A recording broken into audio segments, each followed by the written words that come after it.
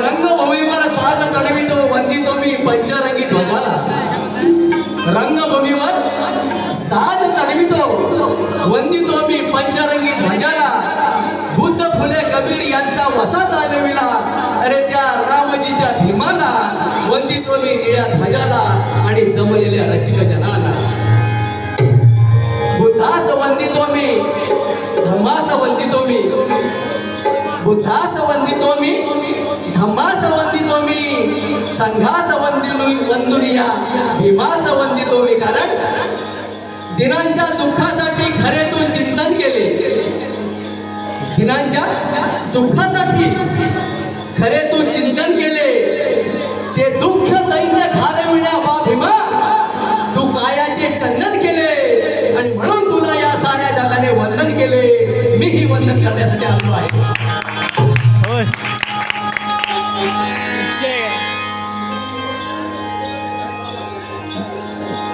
कनिशी ऐकत नाही.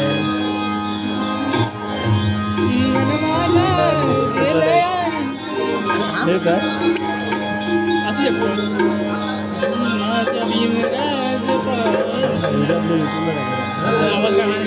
युगा युगांच्या अंधरुडीला मुक्तीला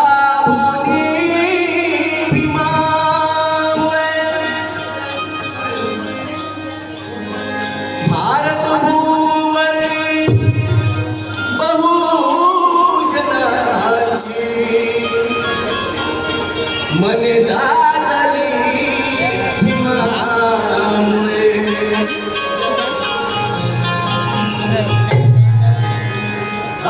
युग बदलत्या युग पुरुषाने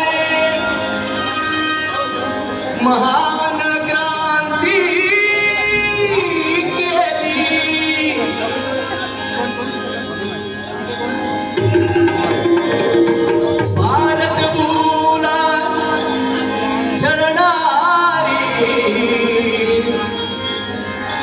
प्रथा जळाली भीमामुळे. म्हणून येस पॉवर कुठे आहे? प्रकाश पॉवर. भीमाचं नाव विचारा, भीमाचं नाव विचारा, भीमाचं नाव विचारा महूच्या श्रवणाला. भीमाचं नाव विचारा तुफान पवनाला. भीमाचं नाव विचारा साऱ्या भवनाला. भीमाचं नाव विचारा चातुर्वर्णाला. भीमाचं नाव विचारा घटनेच्या पर्णाला. भीमाचं नाव विचारा काळा रामाच्या सरणाला. आणि भीमाचं नाव विचारा अरे चंदनाच्या सरणाला. आणि भीमाचं नाव विचारा तुम्ही आपल्या अंतःकरणा.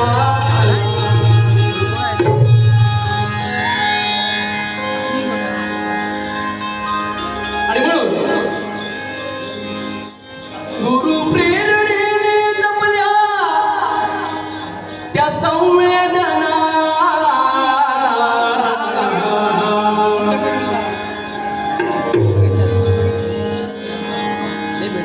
गुरु प्रेरणेने जपल्या त्या संवेदना.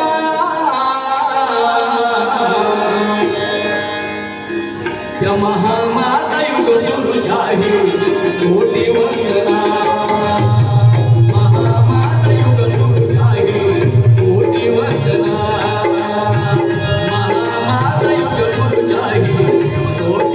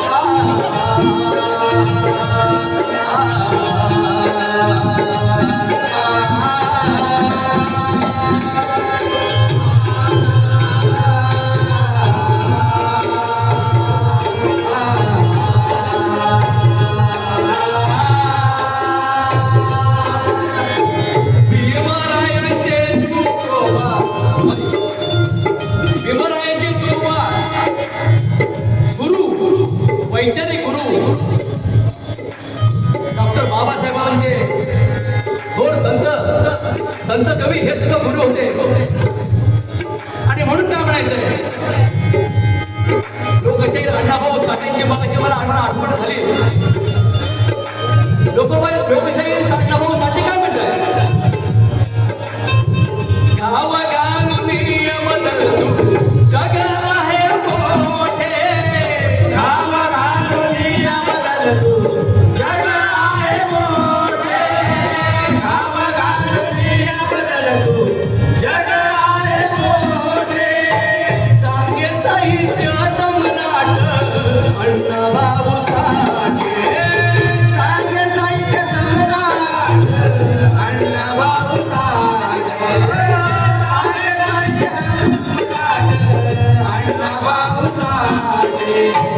जतन करणं भीमरायाच्या त्या संकल्पना, जतन करणं भीमरायाच्या त्या संकल्पना.